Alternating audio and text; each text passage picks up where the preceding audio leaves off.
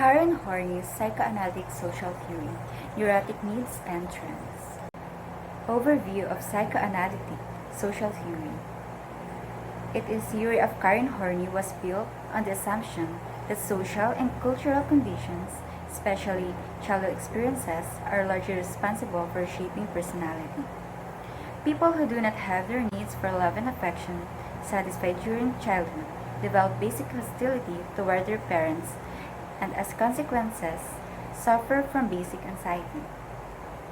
He theorized that people combat basic anxiety by adopting one of three fundamental styles of relating to others. First, moving toward people. Second, moving against people. And third, moving away from people.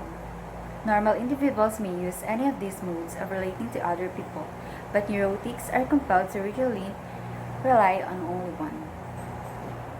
Horney's short biography. She was born on September 6, 1885 at the city of Hamburg in Germany. She attended medical school at the University of Berlin and while there became interested in psychoanalysis. Unlike many of the Neo-Freudians, she was not a student of Freud.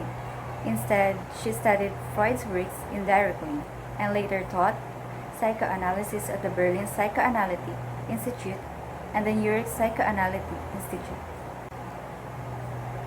Horney soon began to question some of the basic tenets of Freudian theory. In particular, she could not agree with some of his views concerning women, views she believed to be misleading, perhaps insulting. Her biography has several parallels with the life of Melanie Klein. Each was born during the 1880s, the youngest child of a 50-year-old father and his second wife. Each had older siblings who were favored by the parents, and each felt unwanted and unloved.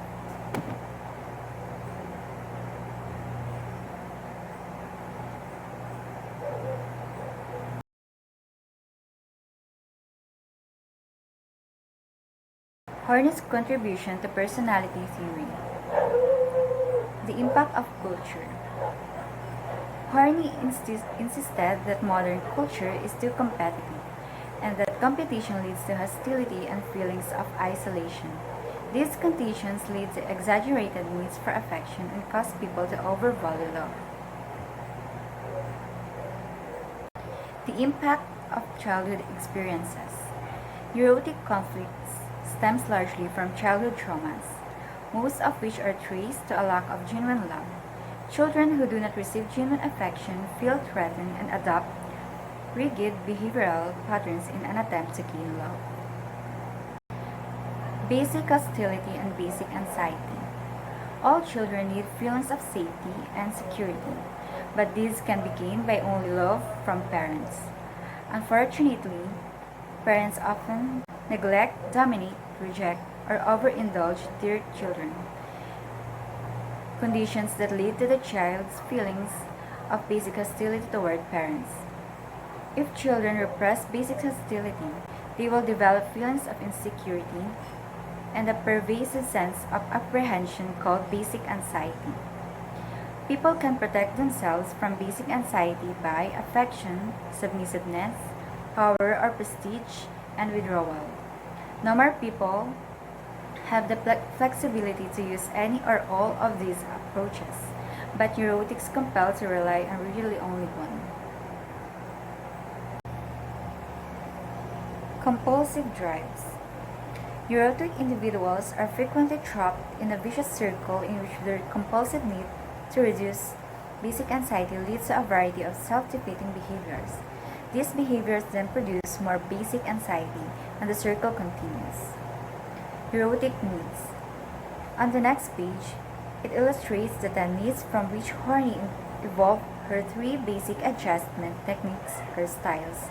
These needs are the result of the disturbed interpersonal relationship, specifically the parent-child relationship. All personalities have these needs to some extent. The neurotic has them to an overpowering degree. First, the neurotic need for affection and approval.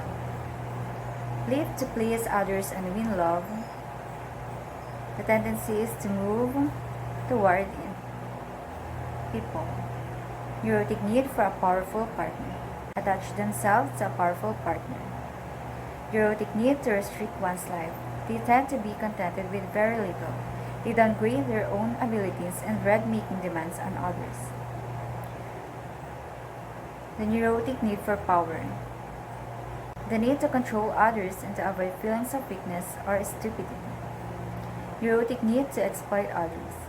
Need to win at games, always be dominant. Neurotic need for social recognition or prestige. The need to be recognized and attract attention to themselves. Neurotic need for personal admiration. Need to be admired for what they are rather than for they possess. Neurotic need for ambition and personal achievement. Have a consuming desire to be rich, famous, important, regardless of cost to self and others. The neurotic need for self-sufficiency and independence. Go to extreme lengths to avoid being obligated to anyone. Neurotic need for perfection and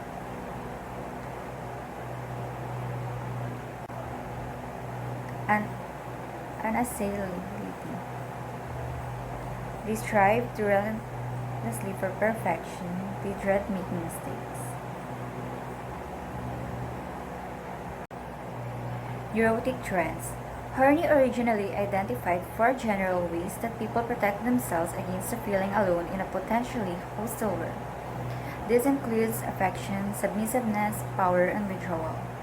As her theory evolved, she began to see that the list of 10 neurotic needs could be grouped into 3 general categories, each relating to a person's basic attitude towards self and others. In 1945, Horney identified the 3 basic attitudes or neurotic trends enumerated and discussed below. First, the compliant personality, or moving toward people, or helplessness. One approach to dealing with neurotic anxiety is to emphasize one's helplessness. People who employ this style become extremely dependent on others, compulsively seeking affection and acceptance. A person who relies on this style needs to be liked, wanted, desired, loved, to feel accepted, welcome, approved of, appreciated, to be needed, to be of importance to others, especially to one particular person, to be helped, protected, taken care of, guided. In terms of relationship, people using this style do not love, they cling. They do not give, they only take. They do not share affection, they demand it. The slogan that best identifies this style is, "If you love me, you will not hurt me." Second one is the aggressive personality, or moving against people, or hostility. If one way of handling anxiety is to cling to others, another way is to fight. Some children find that aggressiveness and hostility are the best means of dealing with a poor home environment.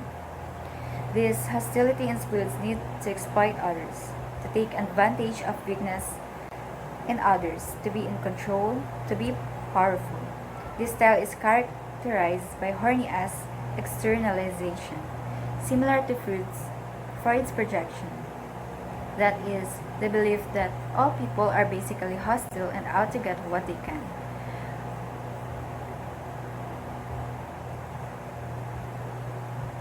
Relationships with neurotic people who use this style are necessarily shallow, unfulfilling, and ultimately painful. They regard love and other such emotions as silly and sentimental. They enter into relationships only when there is something to be gained. The individual who uses this technique says, "If I have power, no one can hurt me."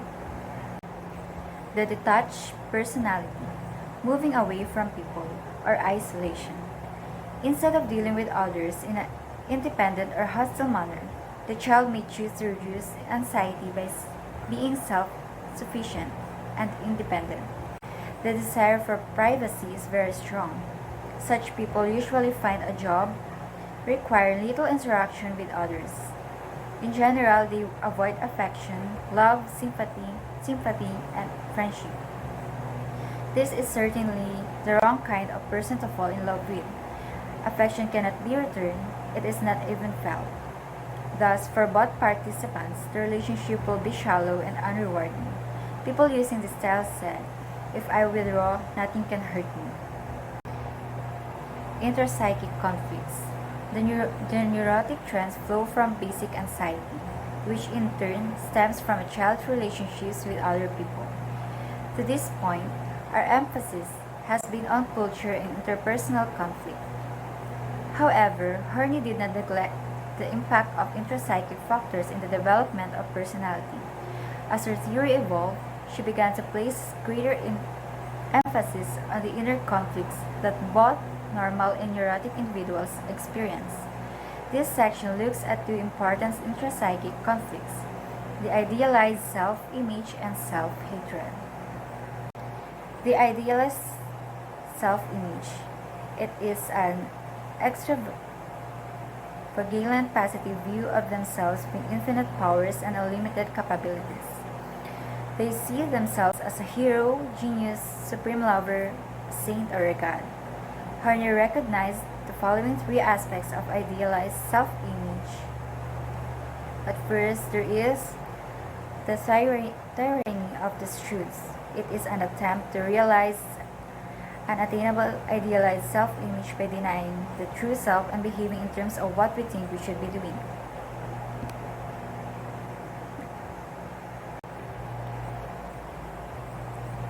Number 1 in idealized self-image is a neurotic search for glory. It is a comprehensive drive toward actualizing the ideal self.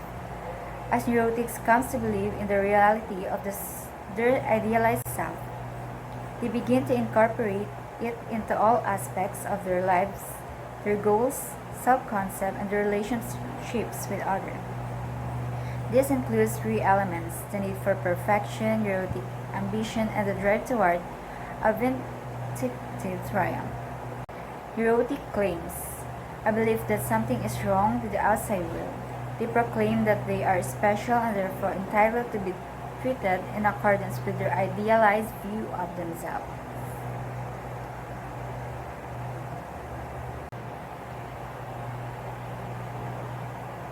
Neurotic pride, a false pride based not on a realistic view of the true self, but on a spurious image of the idealized self. Self-hatred. It is the outcome when the neurotics realize that their self does not match the insatiable demands of their idealized self. Horney recognized 6 major ways in which people express self-hatred as follows: relentless demands on the self, merciless self-accusation, self-contempt, self-frustration, self-torment, and self-destructive actions and impulses. Feminine psychology. As a psychoanalyst in the 1930s, Horney found herself a woman in a man's world.